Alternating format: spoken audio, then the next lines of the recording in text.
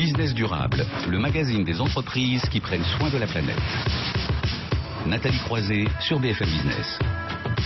Dans cette émission, nous parlons régulièrement de RSE, de développement durable, de croissance verte, des notions qui sont peut-être encore floues pour certains, malheureusement, mais il y a une façon et il y a des solutions très concrètes qu'on découvre semaine après semaine.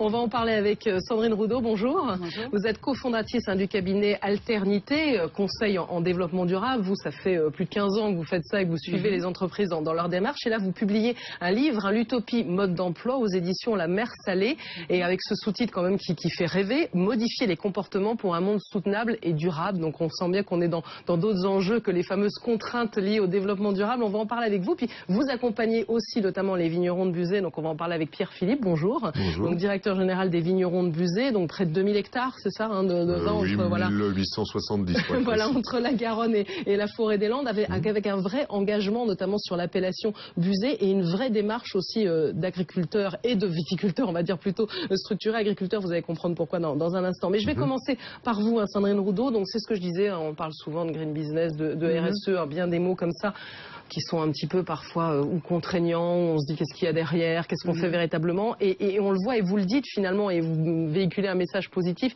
il y a un autre monde aussi à inventer. Oui, en fait,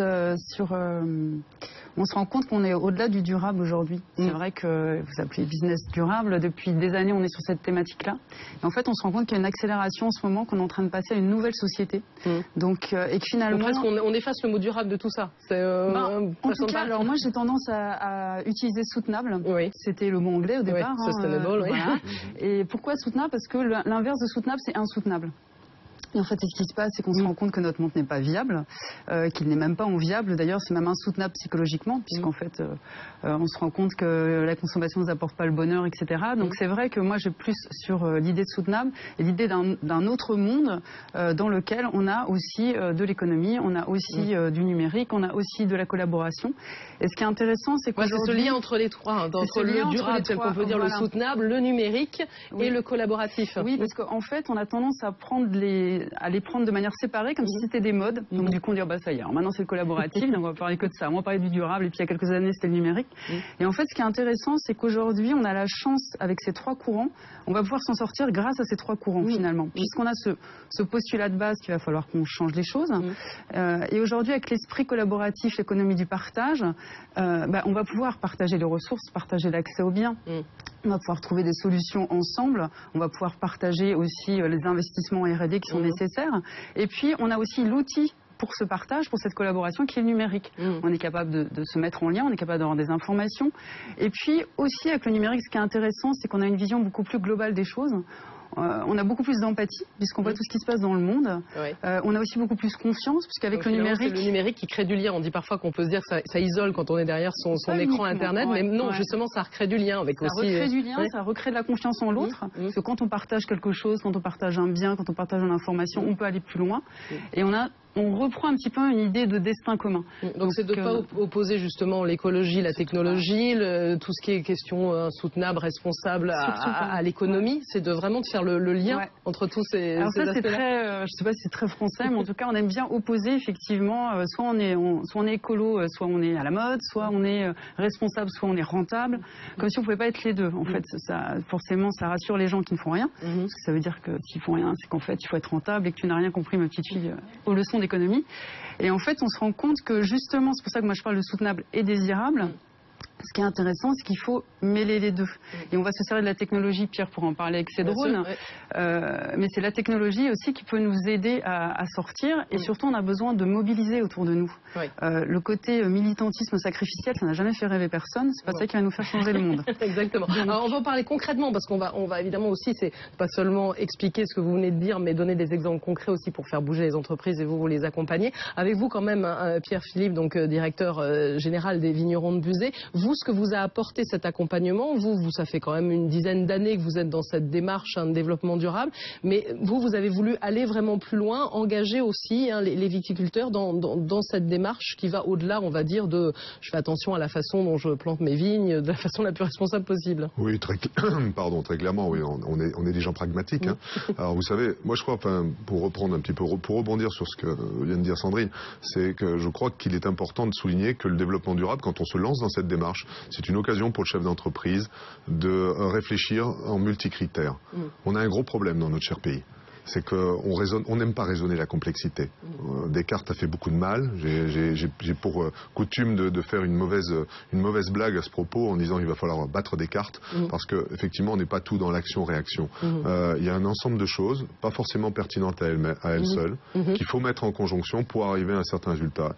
Et moi je trouvais juste que des agriculteurs, puisque nous sommes des agriculteurs, aussi, dédiés à la vigne, mais nous sommes des agriculteurs, que des agriculteurs très attachés à la terre, mais qui ont aussi pour vocation d'être durables dans le temps, c'est-à-dire de pérenniser leur entreprise, donc d'avoir une vision économique, et puis surtout qui sont définitivement ancrés dans ce territoire. Moi je peux pas faire de la délocalisation en Roumanie ou je ne sais où. Les vignerons de Buzet, c'est dans l'appellation Buzet. L'appellation Buzet, elle est entre Bordeaux et Toulouse et elle sera définitivement. Donc je déplacerai jamais les 200 familles de vignerons et les 100 familles de salariés ailleurs que là. Donc j'ai à la fois à raisonner sur le social, sur l'environnemental, et bien sûr c'est l'économique pour pouvoir justement faire fonctionner tout ça. Donc alors la base, évidemment, c'est basique, très naturelle. Donc la base évidemment c'est réduire les produits chimiques, mais pas seulement, vous allez jusqu'à réconcilier, on va dire, ces fameux viticulteurs avec la nature, aussi une autre façon aussi de concevoir le métier. Complètement, je crois qu'effectivement on leur a redonner un autre regard sur leur métier. Ils se comportaient finalement en apporteurs de raisins, donc juste la vision économique. Et là, le fait de leur dire, on va effectivement réduire les intrants chimiques, c'est-à-dire pas seulement les engrais, mais aussi toute une série de pesticides, par de nouvelles pratiques, mais aussi de réintroduire des espèces animales qui avaient quitté ce territoire, et notamment on a un gros programme de réintroduction de la chouette chevêche Athéna, de protéger des espèces florales, d'avoir des modes de conduite de la vigne qui ont fait qu'on a retrouvé en fait au sein de ce territoire. Moi ce que j'aime bien en fait découvrir au cours de réunions, vous savez, quand on a des conseils d'administration, comme tous les conseils d'administration, vous avez une partie qui dort, une partie qui est intéressée par ce qu'on lui dit, et une partie d'ailleurs qui comprend pas tout à fait ce qu'on lui dit. Et donc oui, parce qu'on parle de comptabilité, c'est assez aride, etc. Par contre, c'est vrai que quand on évoque nos sujets en lien avec la biodiversité, je vois à nouveau un émerveillement, un éclat dans l'œil de mes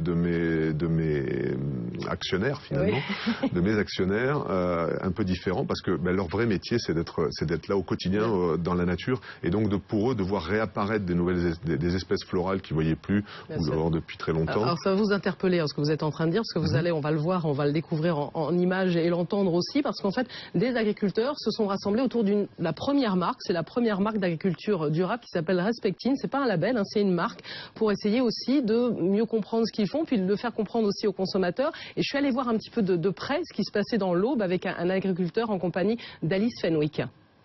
Bertrand Patenautre a une devise, ne pas travailler le sol et le laisser vivre. Après avoir moissonné son blé, il sème notamment des légumineuses. Ces 175 hectares sont ainsi entretenus naturellement avec moins de pesticides. Les légumineuses, donc ça c'est une févrole, sont capables d'utiliser l'azote de l'air par le biais d'une symbiose avec une bactérie. La bactérie est présente dans le sol, contamine en quelque sorte, mais de façon positive, la racine de la plante.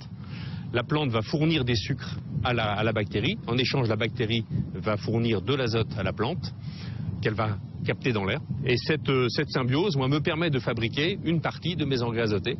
Bertrand Patenautre fait partie des 200 agriculteurs qui travaillent pour Respectine. Ils ont en moyenne réduit de 25% les pesticides.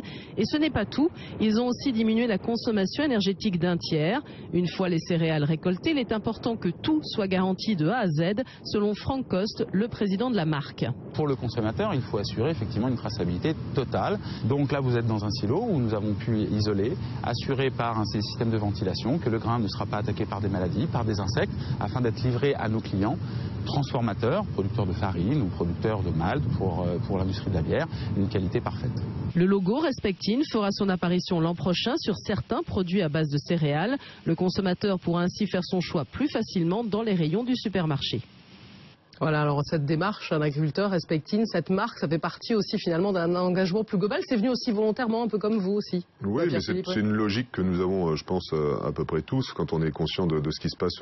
Et Sandrine le disait, il y a des choses qui deviennent insoutenables aujourd'hui. On a probablement, on est issu d'une culture d'agronomie qui était très productiviste et sur lequel on voulait sécuriser justement les volumes d'apport en essayant de faire au plus simple. Et, enfin, souvent, vous savez, c'est un petit peu la même génération que ce que nous avons connu en termes d'antibiotiques. Moi, je me souviens, petit, dès que j'avais un raclement de gorge, ma maman me mettait des antibiotiques et en fait, ça servait strictement à rien. Aujourd'hui, on a la capacité d'avoir une observation de ce qui se passe de façon très fine et donc d'agir que quand c'est utile. Alors pour revenir au livre aussi de Sandrine Roudot, l'utopie mode d'emploi, on a cette illustration en particulier. On voit aussi ce rôle du consommateur, vous le dites, vous en parlez dans votre livre, qui finalement pousse aussi les entreprises à agir, à montrer aussi de la transparence. Il y a un échange aussi plus grand. On se rend compte finalement que oui, le consommateur est aussi là pour collaborer. C'est des nouveaux projets qu'on est en train de lancer. On est confronté à des défis inédits en fait. Et finalement, plutôt que d'opposer les entreprises d'un côté, les consommateurs de l'autre, etc., ceux qui viennent du productivisme, ceux qui sont les purs et durs, qui étaient déjà là et depuis longtemps et qui ont, c'est vrai, fait beaucoup de chemin avant nous, il faut réconcilier tout le monde pour pouvoir avancer. Et c'est vrai que les consommateurs là-dessus, c'est intéressant parce que c'est une vraie vigilance aussi. Et ce que je trouve intéressant aujourd'hui, c'est que les individus sont beaucoup plus affranchis, beaucoup plus mûrs, beaucoup plus que ce qu'on pense. D'ailleurs, ils sont en avance bien souvent sur les élites. Donc par les élites, je pense aux politiques, parfois certains journalistes aussi, aux grandes marques. Ils ont une prise de conscience de la réalité plus forte que... On sous-estime en fait l'intelligence des gens et leur sens de la complexité aussi, que rien n'est simple. Et en fait, ce qui est intéressant, c'est qu'aujourd'hui, on a une nouvelle société où les individus sont prêts à comprendre aussi que rien n'est simple et que rien n'est parfait. Et c'est vrai que c'est aussi avec la génération Y, ils sont assez à l'aise avec l'incohérence. On ne peut pas être parfait.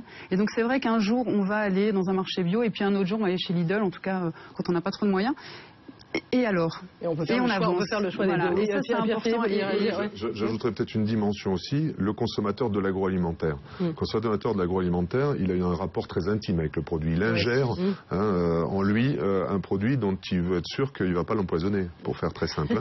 Voilà. Alors, il y a beaucoup plus d'offres aussi sur l'alimentaire. Ce livre, il est très dense, on le voit, il y a beaucoup de choses dont on pourrait parler. Juste pour terminer, parce que c'est vrai qu'on pourrait continuer très longtemps, vous n'hésitez pas évidemment à donner des clés, à dire de bousculer un peu les lignes, d'y aller, d'être créatif aussi, d'expérimenter avec des exemples. On l'a vu aussi, pourquoi pas Bosch aussi, qui a eu un accord avec un bailleur social aussi pour fournir des machines à laver à des locataires. Donc il se passe des choses et il faut le faire, il faut le dire.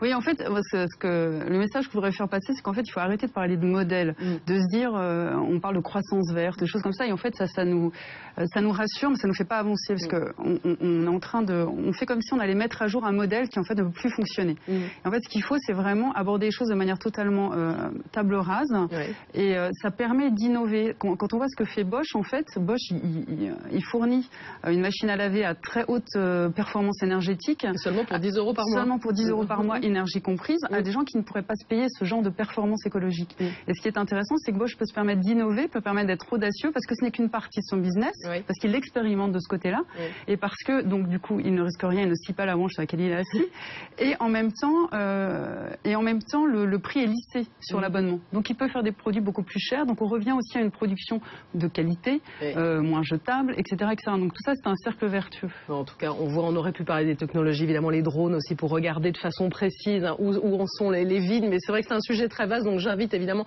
ceux qui nous regardent, ceux qui nous écoutent à lire ce livre, donc Sandrine Roudot, l'utopie mode d'emploi aux éditions La Mer Salée. Merci à vous d'être venu, merci aussi à Pierre-Philippe, directeur général des vignerons de Buzet. C'est déjà la fin de l'émission, très très belle fin de week-end sur BFM Business.